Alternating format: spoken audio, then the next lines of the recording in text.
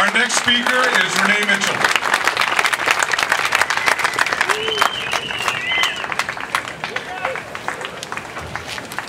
How's everybody doing? Thanks for coming out tonight. We're all familiar with the Pledge of Allegiance, right? We just said it here a couple of minutes ago, but have you ever really stopped to think about the meaning of the words?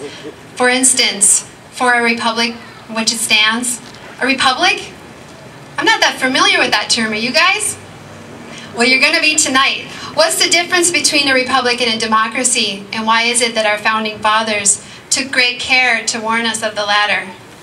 James Madison, the father of the Constitution, said, "Democracy is the most vile form of government. Democracies have ever been spectacles of turbulence and contention, have ever been found incompatible with personal security or rights of property, and have in general been as short in their lives as they have been violent in their deaths." Pretty harsh words, don't you think?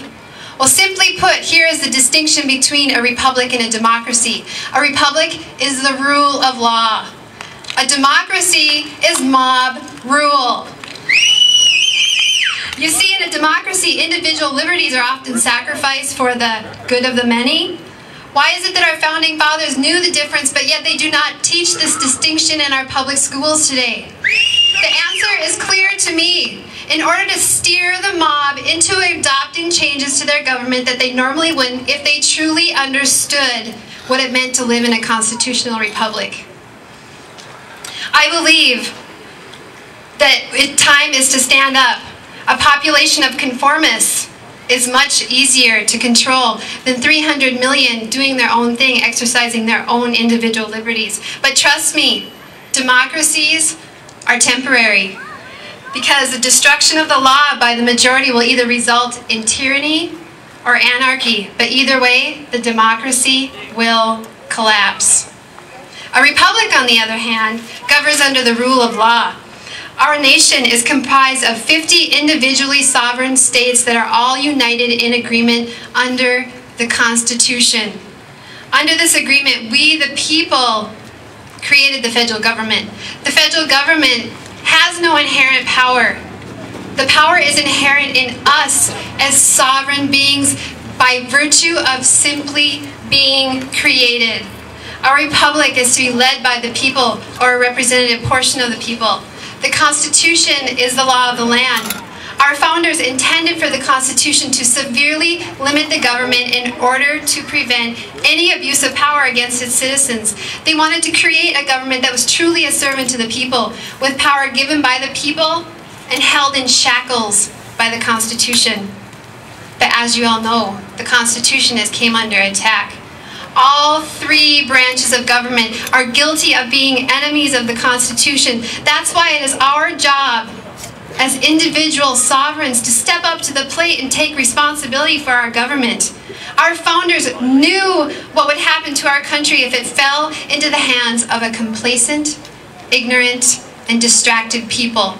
That is why over 200 years ago, on the steps of Independence Hall, when Benjamin Franklin was coming down the steps, he was stopped by a young lady who said, "Doctor, what have you given us?" And he looked at her and he said, "A republic, ma'am, if you can keep it. If you can keep it." My friends, now more than ever before in the history of our country, it is time for us to stand up and restore our republic. Now it is time for us to tell our politicians, whether they're Republican or Democrat, to stop casting votes in favor of their own political relevancy and start casting votes in favor of we, the people.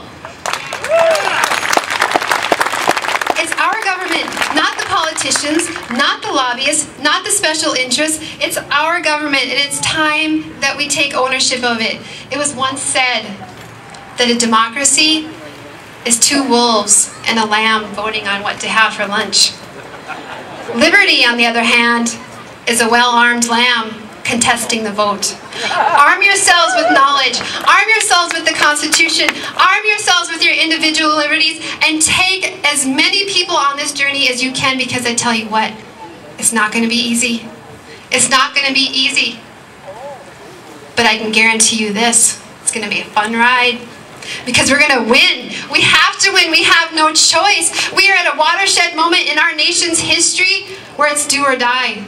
Thomas Jefferson said, eternal vigilance is the price of liberty. So let me ask you this. Are you ready to stand